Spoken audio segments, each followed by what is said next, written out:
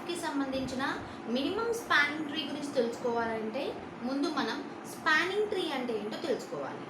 So have a look at what is spanning tree. Right, మనం spanning ట్రీస్ని connected, weighted and undirected గ్రాఫ్స్కి మాత్రమే construct చేయగలం. So spanning tree construct చేయాలి అంటే మన దగ్గర ఉన్నటువంటి గ్రాఫ్ ఏ విధంగా ఉండాలి?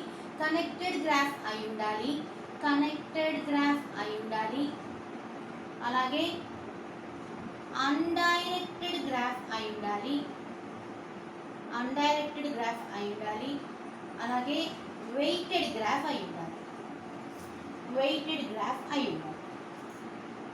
So undirected and weighted graphs అంటే మనం గ్రాఫ్ కన్స్ట్రక్షన్లో యూజ్ చేసేటటువంటి ఎడ్జెస్ ఏవైతే ఉంటాయో ఆ ఎడ్జెస్ అన్డైరెక్టెడ్ ఎడ్జెస్ అయితే ఫామ్ అయ్యేటటువంటి గ్రాఫ్ని అన్డైరెక్టెడ్ గ్రాఫ్ అంటాం.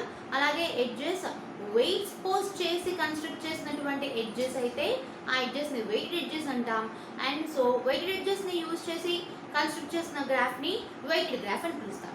సో స్పానింగ్ ట్రీస్ని మనం వెయిటెడ్, అన్డైరెక్టెడ్, కనెక్టెడ్ గ్రాఫ్స్ మీద కన్స్ట్రక్ట్ చేస్తాం. Let us assume that we have a connected, weighted and an undirected graph with the name G.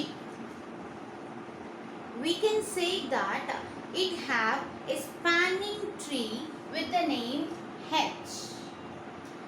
So G అనే గ్రాఫ్కి H అనే spanning tree ఉంది అని మనం చెప్పాలి అంటే ఏంటి కండిషన్ అంటే H అనేటటువంటి ఈ స్పానింగ్ ట్రీ అని చెప్తున్నది ఏదైతే ఉందో it should be a subset of the graph G. The spanning tree. H అనేది ఏమని చెప్తున్నానండి? స్పానింగ్ ట్రీ అని చెప్తున్నాను. అలాగే G అనేది ఏమని చెప్తున్నాను?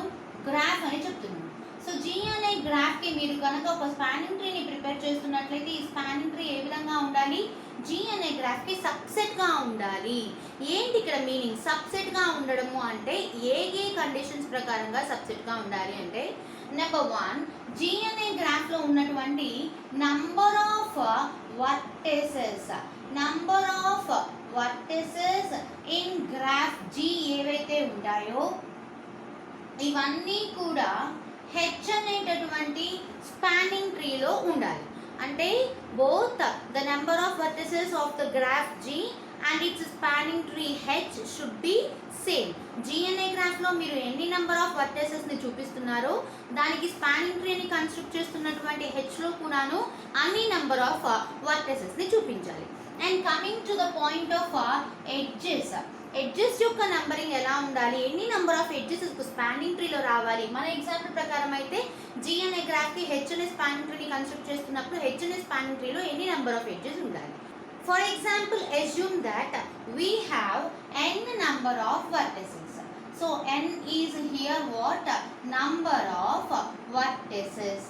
కన్సిడర్ చేయండి, n నెంబర్ ఆఫ్ వర్టిసెస్ ఉన్నాయని కన్సిడర్ చేయండి. ఎందులో కన్సిడర్ చేస్తారు? జీలో కన్సిడర్ చేస్తారా, హెచ్లో కన్సిడర్ చేస్తారా? ఎందులో కన్సిడర్ చేసినా ఒకటే. వై? బికాస్ మనం ఏమని చెప్తున్నాము?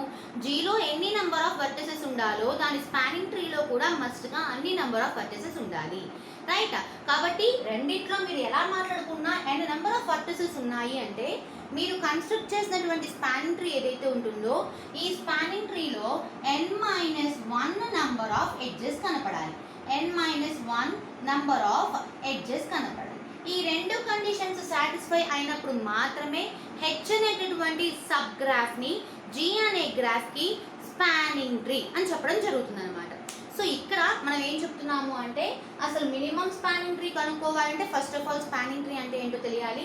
స్పానింగ్ ట్రీ తెలియడం కోసం ఫస్ట్ బేసిక్ థియరీని నేను మీకు ఎక్స్ప్లెయిన్ చేస్తున్నాను. G అనేది ఒక గ్రాఫ్గా మీరు కన్సిడర్ చేస్తే దీనికి H అనేది ఒక స్పానింగ్ ట్రీ అవుతుంది అనుకోండి. ఒకవేళ H అనే దాన్ని మీరు స్పానింగ్ ట్రీ అని చెప్పాలి ఫర్ ద గ్రాఫ్ G అంటే మనం చెప్పాల్సిన కండిషన్స్ ఏంటి అంటే ఒకటి, G అనే గ్రాఫ్లో ఎన్ని నెంబర్ ఆఫ్ వర్టెసెస్ అయితే మీరు చూపించారో all the number of vertices should be in H అనే స్పానింగ్ ట్రీలో ఉండాలి. సో G గ్రాఫ్లో ఎన్ని నెంబర్ ఆఫ్ వర్టెసెస్ ఉన్నాయో అవన్నీ కూడా H స్పానింగ్ ట్రీలో కూడా ఉండాలి. అలాగే నెంబర్ ఆఫ్ ఎడ్జెస్ గురించి మాట్లాడుకున్నప్పుడు ఫర్ ఎగ్జాంపుల్ ఎన్ని నెంబర్ ఆఫ్ వర్టెసెస్ ఉండాలి అనే దాన్ని nతో డిస్క్రైబ్ చేసుకుంటే n-1 నెంబర్ ఆఫ్ ఎడ్జెస్ అనేవి మీకు ఆ స్పానింగ్ ట్రీలో కనపడాలి. అలా సేమ్ నెంబర్ ఆఫ్ వర్టిసెస్ అలాగే n-1 నెంబర్ ఆఫ్ ఎడ్జెస్ ఉన్నటువంటి సబ్ గ్రాఫ్స్ని వేటినైనా కూడా G అనే గ్రాఫ్ కి సంబంధించి ఈ రెండు కండిషన్స్ సాటిస్ఫై అయ్యే సబ్ గ్రాఫ్స్ ని వేటిని కూడా మనం ఆ G అనే గ్రాఫ్ కి స్పానింగ్ ట్రీస్ గా చెప్పొచ్చు అనమాట. ఫర్ ఎగ్జాంపుల్ చూడండి, ఫస్ట్ నేను ఒక ఎగ్జాంపుల్ చెప్తున్నాను చూడండి. నేను ఇక్కడ A B C D అనే ఒక గ్రాఫ్ కన్సిడర్ చేస్తున్నాను. చూడండి, ఇది ఒక కనెక్టెడ్ గ్రాఫ్. అలాగే ఇందులో నేను ఎడ్జెస్ ని అన్డైరెక్టెడ్ ఎడ్జెస్ ని యూజ్ చేసి కన్స్ట్రక్ట్ చేశాను. And so it is an undirected graph. అలాగే ఇక్కడ నేను వెయిట్స్ కూడా చూపిస్తాను, but after a few seconds weights చూపిస్తాను. First of all spanning tree అంటే మనం చెప్పుకున్నట్టు n-1 నంబర్ ఆఫ్ ఎడ్జెస్, అలాగే n నంబర్ ఆఫ్ వర్టిసెస్ ఎలా వస్తాయో చూపించి ఆ తర్వాత ఎడ్జెస్ కున్న ఇంపార్టెన్స్ గురించి చెప్తాను. ఐ మీన్ వెయిటెడ్ ఎడ్జెస్ కున్న ఇంపార్టెన్స్ గురించి చెప్తాను. సో ఇక్కడ చూసినట్లయితే మనకు ఉన్నటువంటి మనం కన్సిడర్ చేసినటువంటి ఒక ఎగ్జాంపుల్ గ్రాఫ్. ఇందులో ఎన్ని నెంబర్ ఆఫ్ వర్టిసెస్ ఉన్నాయి? 4 నెంబర్ ఆఫ్ వర్టిసెస్ ఉన్నాయి. If we want to construct a spanning tree for this graph, let us assume this graph name is G. So దీనికి స్పానింగ్ ట్రీ అంటే ఏ విధంగా వస్తుంది? మనం ఏం చెప్పుకున్నాము, మొత్తం గ్రాఫ్ Gలో ఎన్ని నెంబర్ ఆఫ్ వర్టిసెస్ ఉన్నాయో ఇవన్నీ కూడా స్పానింగ్ ట్రీలో కూడా ఉండాలి. సో నేను సేమ్ యాజ్ ఇట్ ఈజ్ ఎన్ని నెంబర్ ఆఫ్ వర్టిసెస్ తీసుకున్నానో, ఏ పొజిషన్స్ తీసుకున్నానో అవే తీసుకున్నాను. నా గ్రాఫ్ కన్స్ట్రక్షన్ ఈజీగా ఉండడం కోసం నేను సేమ్ పొజిషన్స్లో తీసుకున్నాను. మీరు డిఫరెంట్ పొజిషన్స్ చూసుకున్నా తప్పేమీ లేదు. ఫర్ ఎగ్జాంపుల్ ఏ నుంచి స్టార్ట్ చేశాను అనుకోండి, A to C, C to D, D to B చూపించాను అంటే it becomes a spanning tree for the graph G. అలాగే నేను ఇంకొకలా కూడా రాయొచ్చు, like A B C D అని రాశాను అనుకోండి. నా లెక్క ప్రకారం స్పానింగ్ ట్రీ అని చెప్పాలి అంటే అన్ని నెంబర్ ఆఫ్ వర్టిసెస్ ఉండాలి, అలాగే n-1 నెంబర్ ఆఫ్ ఎడ్జెస్ ఉండాలి. సో ఇక్కడ 4 నెంబర్ ఆఫ్ వర్టిసెస్ ఉన్నాయి. 4 నెంబర్ ఆఫ్ వర్టిసెస్ ఉన్నాయంటే n వాల్యూ 4, n-1 అంటే 3 నెంబర్ ఆఫ్ ఎడ్జెస్ ఉండాలి, 3 నెంబర్ ఆఫ్ ఎడ్జెస్ ఉండాలి. ఇది h1 అనుకుంటే 1 2 3 4, 1 2 3 number of edges. So h1 can be called as a spanning tree for G. Coming to h2, ఇందులో కూడా నేను ఏం చెప్తున్నాను, సేమ్ నెంబర్ ఆఫ్ వర్టిసెస్ తీసుకున్నాను. I mean n number of vertices n equal to 4 for both the graph G and its subgraph h2. Then when the h2 can be called as a spanning tree for G అంటే ఇక్కడ same number of vertices ఉండాలి with the same names. Positions మారినా పర్వాలేదు, నా comfortability కోసం నేను positions same గా రాసుకున్నాను. అలాగే ఎన్ని నెంబర్ ఆఫ్ ఎడ్జెస్ ఉన్నాయి చూడండి, ఎన్ని నెంబర్ ఆఫ్ ఎడ్జెస్ ఉన్నాయి? 1 2 and 3. మనకి n-1 అంటే ఎంత? 3 నెంబర్ ఆఫ్ ఎడ్జెస్ ఉన్నాయి, 3 నెంబర్ ఆఫ్ ఎడ్జెస్ ఉన్నాయి. అలాగే కావాలంటే ఇంకొక స్పానింగ్ ట్రీ కూడా నేను దీని నుంచి కన్స్ట్రక్ట్ చేయొచ్చు, just like A B C D అని చెప్తున్నాను. సో ఇందులో నేనేం చేస్తున్నాను అంటే B నుంచి A నుంచి C, C నుంచి D కన్స్ట్రక్ట్ చేస్తున్నాను. So here in this example also ఒకవేళ నేను దీన్ని h3 అనుకున్నట్లయితే n equal to 4 number of vertices ఉన్నాయి, n-1 equal to 3 number of edges ఉన్నాయి. And so both these 3 types, nothing but h1, h2, h3 are called as spanning trees for this graph G. Right? And hence ఒక graph కి మనం ఒక spanning ట్రీని construct చేయాలి అంటే గుర్తుపెట్టుకోవాల్సిన 2 ముఖ్యమైన విషయాలు ఏంటి అంటే, ఒకటి ఆ స్పానింగ్ ట్రీలో ఉండేటటువంటి నంబర్ ఆఫ్ వర్టిసెస్ మన గ్రాఫ్లో ఉండేటటువంటి నంబర్ ఆఫ్ ఎడ్జెస్ సేమ్ నంబర్తో ఉండాలి. 2, n నంబర్ ఆఫ్ వర్టిసెస్ ఉన్నాయి అనుకుంటే n-1 నంబర్ ఆఫ్ ఎడ్జెస్ ఉన్నట్టుగా మనం జాగ్రత్త పడాలి. ఇలా కన్స్ట్రక్ట్ చేస్తే దీన్ని మనం ఏమని చెప్పొచ్చు, స్పానింగ్ ట్రీ. అండ్ నౌ ఇప్పుడు నేను వెయిటెడ్ ఎడ్జెస్ ఉన్నటువంటి ఇంపార్టెన్స్ గురించి చెప్తున్నాను. ఒక గ్రాఫ్ కి ఎన్ని నంబర్ ఆఫ్ స్పానింగ్ ట్రీస్ అయినా ఉండొచ్చు. ఇప్పుడు నేను వెయిటెడ్ ఎడ్జెస్ ఉన్నటువంటి ఇంపార్టెన్స్ గురించి మాట్లాడతాను. కమింగ్ టు వెయిటెడ్ ఎడ్జెస్, ఒక గ్రాఫ్ కి ఎన్ని నెంబర్ ఆఫ్ స్పానింగ్ ట్రీస్ ఉంటాయి అనేది ఆ పర్టికులర్ గ్రాఫ్ లో ఉన్న ఎడ్జెస్ యొక్క వెయిట్స్ మీద డిపెండ్ అయి ఉంటుంది. ఫర్ ఎగ్జాంపుల్ మీరు కన్సిడర్ చేసినటువంటి గ్రాఫ్ కి సేమ్ కాస్ట్ ఆఫ్ వెయిట్స్ ఉన్నాయి అనుకోండి, సేమ్ కాస్ట్ ఆఫ్ ఎడ్జెస్ ఉన్నాయి అనుకోండి, అప్పుడు ఆ గ్రాఫ్ కి ఎన్ని నంబర్ ఆఫ్ స్పానింగ్ ట్రీస్ అయినా ఉండొచ్చు. Like I am considering here the weight of the edge among A and B is 2, అలాగే among A to C is 2, C to D is 2, B to D is 2. Then coming here, so first case ఏం చెప్తున్నాను, అన్ని ఎడ్జెస్కి same cost value, same edge cost ఉంటుంది అని చెప్పాను. అలా construct చేసినప్పుడు ఈ ఎడ్జ్కి 2 వెయిట్, ఈ ఎడ్జ్కి 2 వెయిట్, ఈ ఎడ్జ్కి 2 వెయిట్. ఇప్పుడు ఈ పర్టికులర్ స్పాన్ ట్రీ యొక్క స్పాన్ కాస్ట్ ఎంత చెప్పండి, 2 + 2 అంటే 4, 4 + 2 అంటే 6. నథింగ్ బట్ దాన్ని మనం ఎలా రాయాలి అంటే cost of edge AC plus cost of edge DC plus cost of edge BD is nothing but the span of this tree అన్నమాట. సో ఇక్కడ స్పాన్ ఎంత అంటే 2 + 2 + 2 that is equal to 6. If you check for H2 it will also be 6. If you check for H3 it will also be 6. And so ఒక particular graph కి మీరు same values of weights consider చేసినప్పుడు ఆ graph కి multiple number of spanning trees ఉండడానికి chance ఉందన్నమాట. అలాగే మనం డిఫరెంట్ వెయిట్స్ తో గ్రాఫ్స్ ని కన్సిడర్ చేద్దాం. ఒకసారి చూడండి. For example I am considering the weight of AC is 3, 4 and 5. దీన్ని బట్టి మనకి ఏమైపోతాయి, స్పానింగ్ ట్రీస్ లో వెయిట్స్ కూడా మారిపోతాయి. సో స్పానింగ్ ట్రీ లో వెయిట్స్ మారిపోతే ఏ విధంగా ఉంటుంది,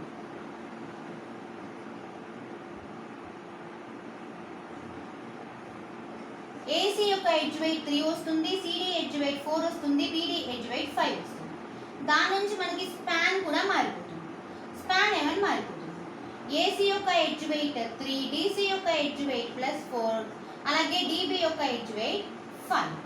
3 + 4 7, 7 + 5 12. సో స్పానింగ్ ట్రీ, ఈ H1 అనే spanning tree for the graph G have 12 number of span. Okay, coming to H2. H2 అనే గ్రాఫ్ లో స్పాన్స్ చెక్ చేస్తే, H2 అనే గ్రాఫ్ లో స్పాన్ వాల్యూ చెక్ చేస్తే A నుంచి B కి 2, B నుంచి D కి 5, D నుంచి C కి 4. So now the span value of the spanning tree H2 becomes 2 + 5 + 4, that is nothing but 7 + 4 11.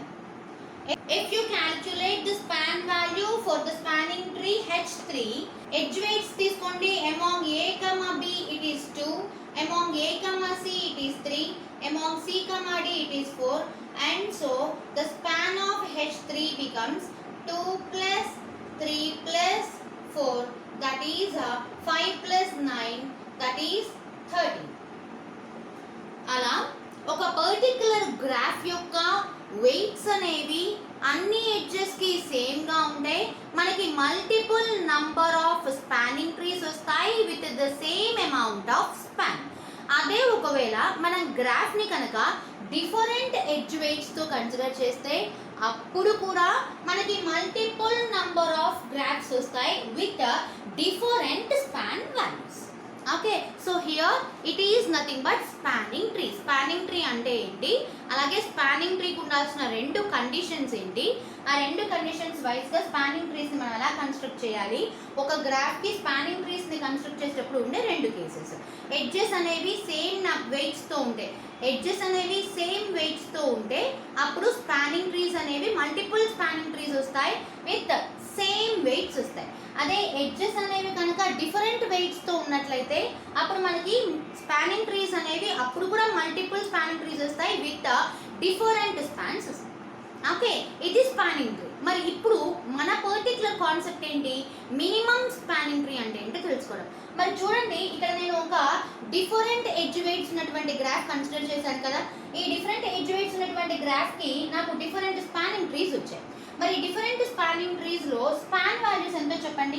H1 అనే స్పానింగ్ ట్రీకి 12, H2కి 11, H3కి 30. మరి వీటన్నిటిలో లో స్పాన్ ఉన్నటువంటి స్పానింగ్ ట్రీ ఏంటి, లో స్పాన్ అంటే మినిమం కాస్ట్, తక్కువ స్పాన్ ఉన్నటువంటి ట్రీ ఏంటి అంటే 11. And so this particular spanning tree becomes minimum spanning tree for this graph, right. So minimum spanning tree for the graph G. ఇక్కడ మనం consider చేసినటువంటి example graph Gకి minimum spanning tree ఏది అంటే H2. నేను కన్సిడర్ చేసిన వెయిట్స్ని బట్టి అనమాట. అలా మినిమం స్పానింగ్ ట్రీ గురించి తెలియాలి అంటే ముందు మనకి స్పానింగ్ ట్రీ అంటే ఏంటో తెలియాలి.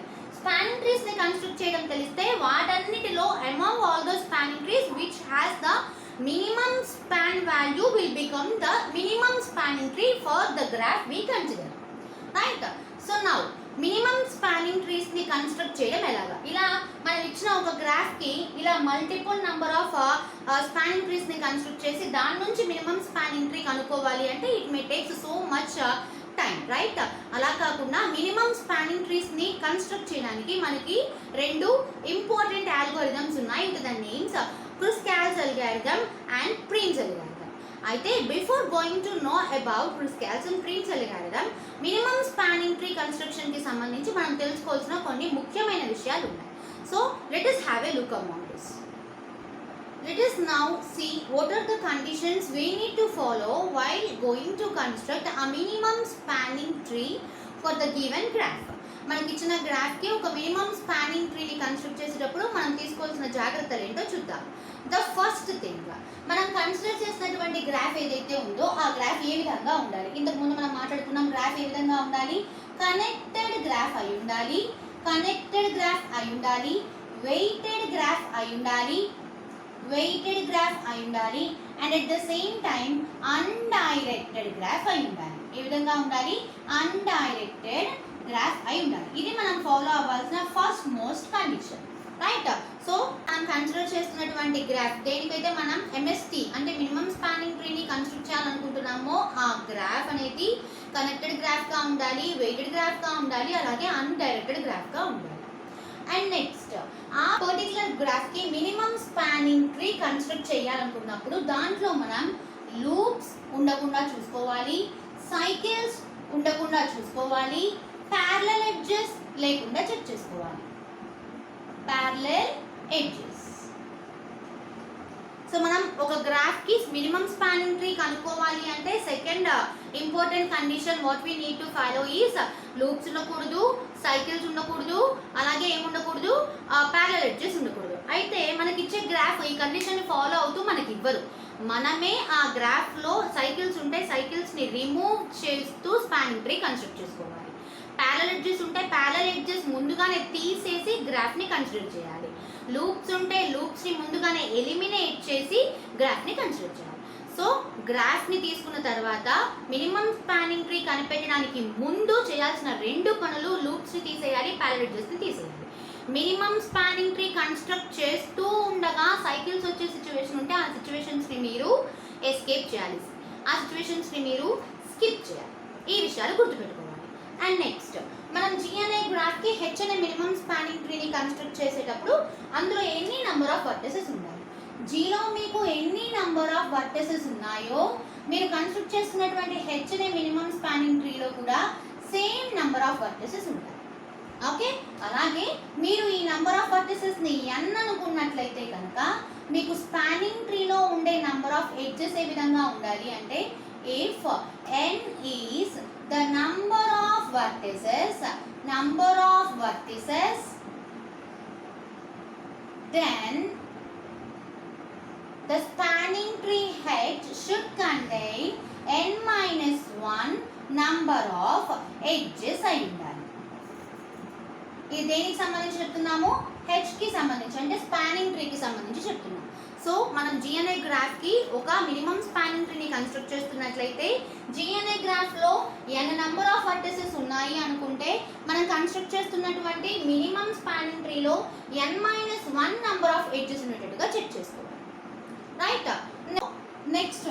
నెక్స్ట్ వన్ ఇంపార్టెంట్ రూల్ మనం ఫాలో అవ్వాల్సిన రూల్ ఏంటి అంటే మనం కన్స్ట్రక్ట్ చేస్తున్నటువంటి గ్రాఫ్ జీలో కనుక సేమ్ వెయిట్స్తో ఎడ్జెస్ ఉన్నట్లయితే, సేమ్ వెయిటెడ్ ఎడ్జెస్ ఉన్నట్లయితే అప్పుడు then we may get multiple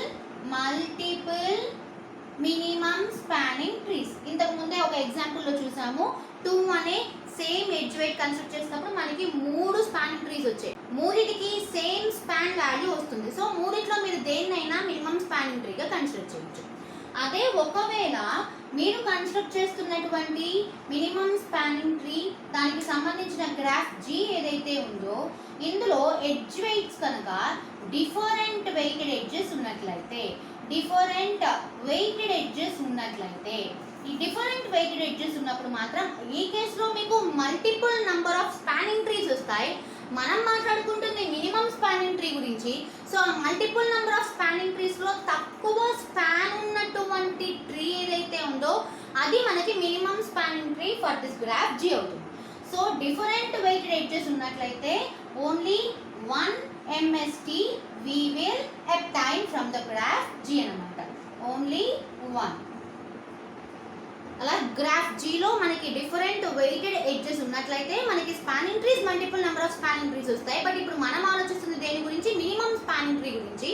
ఏదో ఒక్క ట్రీకి మాత్రమే తక్కువ స్పాన్ వాల్యూ ఉంటుంది. That should be our resultant minimum spanning tree.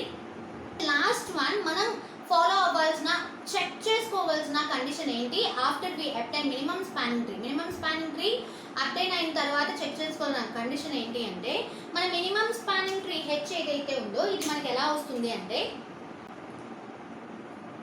For a connected graph G అనే కనెక్టెడ్ గ్రాఫ్ తీసుకున్నట్లయితే you will have a minimum spanning tree H. మనకి H అనే మినిమం స్పానింగ్ ట్రీ రావాలి అంటే we need to remove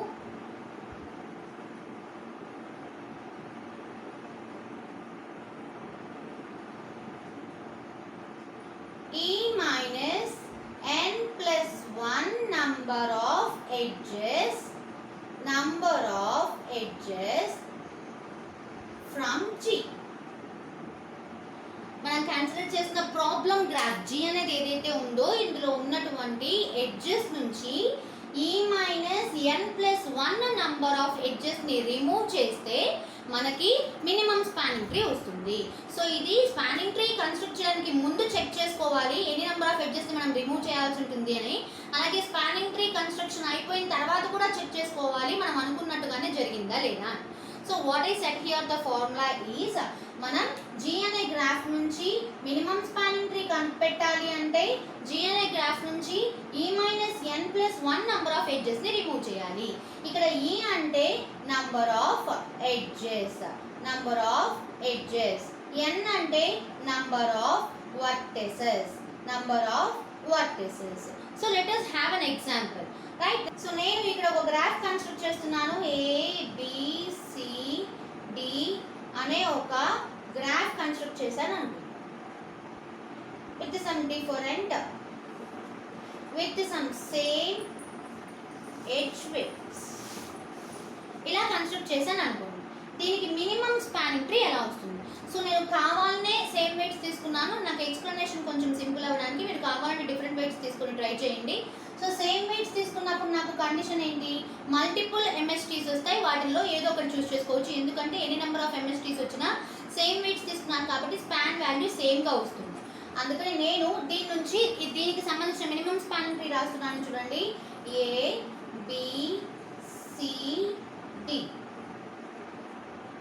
Here this may be the minimum spanning tree for the graph G.